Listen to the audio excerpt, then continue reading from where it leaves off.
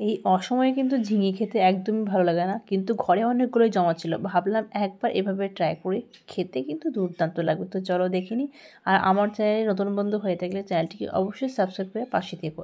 একটা কড়াই বসিয়ে দিয়েছি, এখানে পরিমাণ মতো সর্ষের তেল দিয়ে কিছুটা বড়ি নিয়েছি। এটা যে সেই কলার ডালের বড়িটা সেটা নিয়েছি। তো বড়িটা পরিমাণ মতো দেবে, দিয়ে খুব বেশি কিন্তু করা যাবে না, হালকা একটু কালার আসবে তখনই বড়িটাকে তুলে নিতে হবে।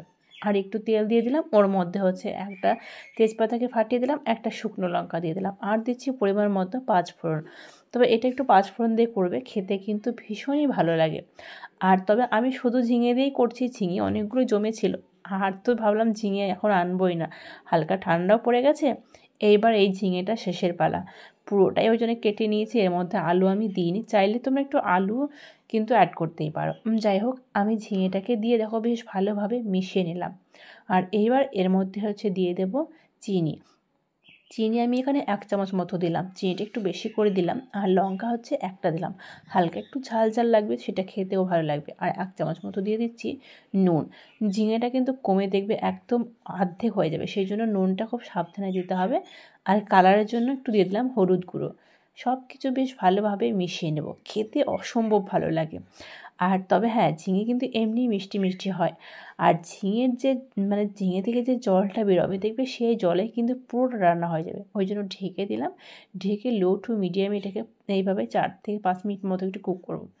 4 থেকে 5 মিনিট যখন রান্না করলাম তখন দেখো ঝিঙের যে জল সেই জলেই কিন্তু পুরো রান্নাটা হয়ে যাবে, একদম পুরোপুরি মানে সেদ্ধ হয়েই গেছে। আমি একটু ডুমো করে কেটেছি।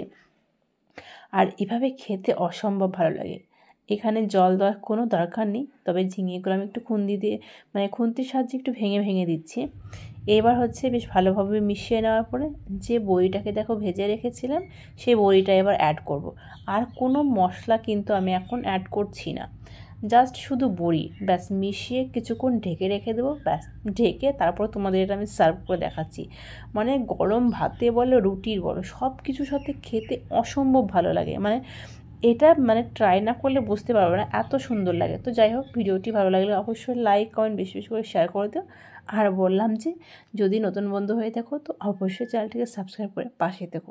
আজকের মতো এই পর্যন্ত, পরের দিন নেক্সট কোনো ভিডিওর সাথে দেখা হবে।